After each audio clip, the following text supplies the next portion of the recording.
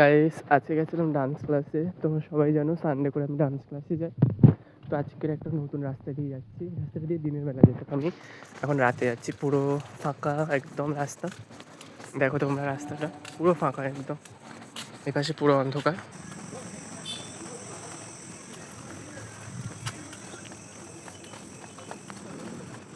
তো আমি ওই দিক থেকে বেরিয়ে এখন চলে এসেছি এখানে, সামনেই মায়ের মন্দির। চলো তোমাদেরকে দেখিয়ে দিই।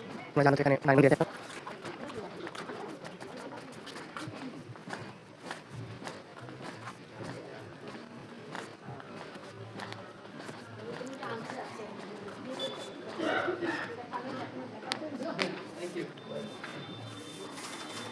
এই যে মায়ের মন্দির, মায়ের এখন পুজো হচ্ছে।